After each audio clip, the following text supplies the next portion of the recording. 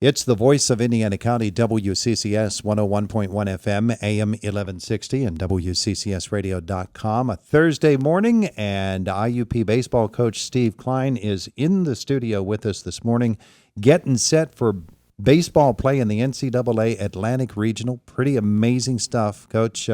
Congratulations on that. I know that the guys worked awful hard to make this happen. Yeah, we played well down the stretch. We beat some teams that we had to beat, and it was nice to see us learn how to win. It's nice to see that, from the beginning of the year where we gave up 40 runs in our first series to upsetting some teams and playing tough opponents here down in the PSAC. Our conversation with the coach brought to you by Marcus & Mack, voted Best Personal Injury Law Firm in the Best of Indiana County contest. Marcus & Mack, a law firm representing injured people. It's interesting you put it that way, that you got to learn to win. And most of these guys come from programs in high school where they know how to win because they come from winning programs. But once you get them together as a new group at the college level, it takes a while to open up their eyes and get them playing to the level that they really are capable of playing. Yeah, I mean, like everybody's numbers are kind of, distorted once you play high school. You might face a kid that throws 85 above once in a series or maybe in a week, and then all of a sudden you get to college and every kid's throwing pretty good and they got good stuff. They're the all-stars of each team, and, that's, it makes a big deal. So the more you can get used to it, the more you can face good competition, even though your record might suffer a little bit, but you play better competition, the more battle tested you get. Yeah, it's interesting early in the season, too, for a team from the north, as IUP is, to head down south, which is where you start your season, against kids that have been playing all year long and have been playing through the winter. It really is a new experience, isn't it? Yeah, I mean, that's the first time some of our kids seen a fly ball outside, because you're indoors most of the time with the snow and the rain, the cold weather, fields covered.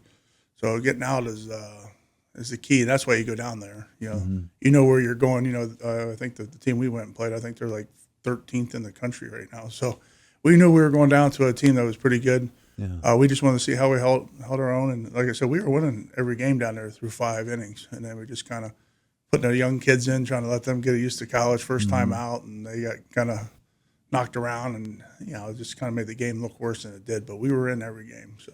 Was there a turning point to this season, or did you just see it coming gradually? We lost to Clarion. We lost 2 games at Clarion, and then next week we went down and we almost swept Seton Hill. We did a really good job against them. I think we went there. We took the first 3 games, and we were winning the 4th game, and we blew it in the 6th inning. We had a lead, but I think our team realized that we can play with. We just have to be consistent. I think that's the problem with a lot of. Of our team is our consistency, which team's going to show up. But that's everybody's problem in the sports world. So you just hope consistency and battle test, it helps you a lot. Seton Hill sort of set the standard in the PSAC a couple of years ago, didn't they? Yeah, they're a great team, really good team. Yeah. So as this season has gone on and you get the opportunity to see this PSAC competition, and you've not played Westchester yet this year, have you? No, not this year. Yeah. Hope you get the chance to play them. Yeah, we're hoping. But let's hope that that starts with a win today. So tell me about this opposition that you're playing. Charleston, they're a great team. I think they won it 3 times down there, the MEC. So they're a good team. They're battle tested. They play. They don't beat themselves. They're fundamentally sound. They got solid pitching that throws strikes. They don't have to really strike you out. They have good little infielders. They got guys that have timely hitting. So it's going to be a great test for us. We need to be ready for it, and we got to just play fundamentally sound baseball and not make mistakes. Did you play them this year? No, not yet. You didn't play them this year? No. But have you seen them at all? I've seen them on videos and some tape and stuff like that. I watched the MECs all weekend. So, like I said, they're just a solid team. What kind of things do they do? Are they a power hitting ball club? Somebody that pushes the ball, the base pass along? How do they approach pitching, defense?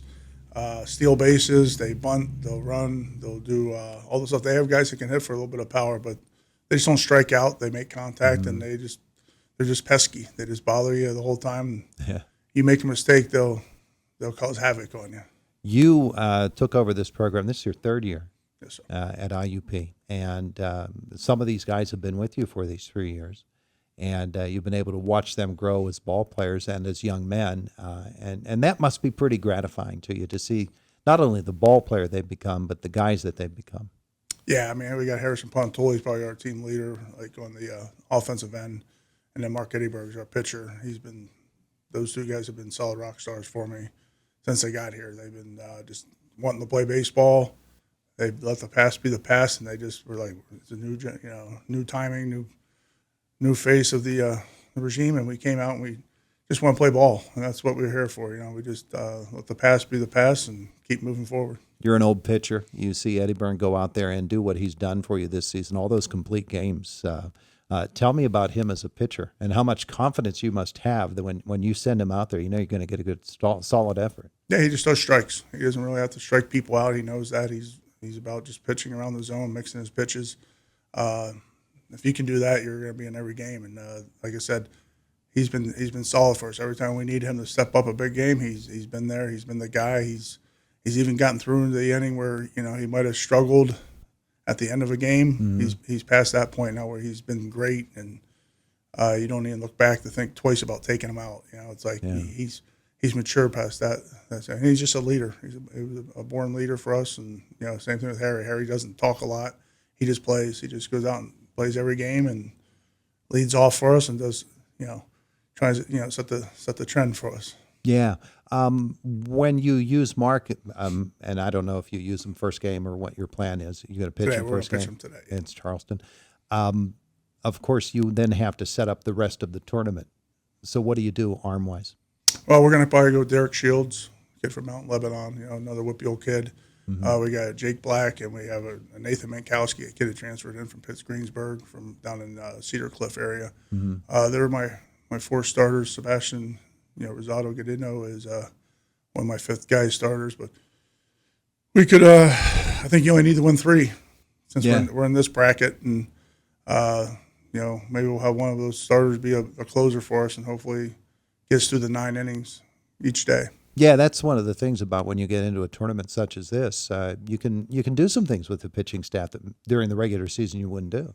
Yeah, we can set up matchups. You look at all the charts we got on everybody, the video, and we just go by what we feel and who's been throwing the ball well. I feel confident with all four of my starters. It doesn't really matter who pitches where. We've moved them around all year, different spots, and I think we're going to be just fine. Yeah, one guy that we have not talked about, but of course Indiana County fans are going to love to hear about Brady Yard.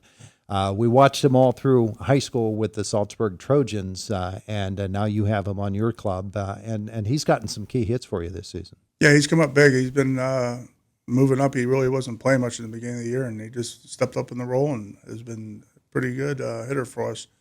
Got to work on his defense a little bit, but we're out there every day doing stuff with him. But he's got the yard swing. So yeah, that's a pretty fabled swing around here in Indiana County. Yeah. His grandpa Jack was a legend, and then of course Bruce and JT, his dad, were both great players. Yeah, absolutely. IUP, of course, making the playoffs for the first time since 1990.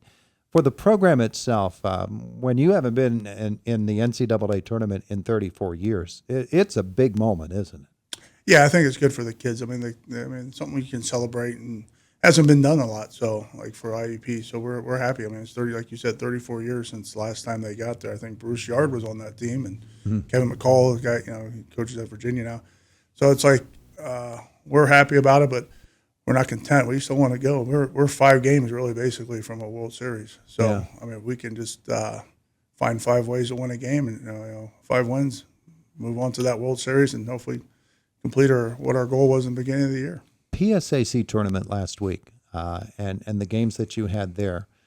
You had that one heartbreaker, of course, but that kind of experience in a tournament setting is probably going to do you pretty well this weekend.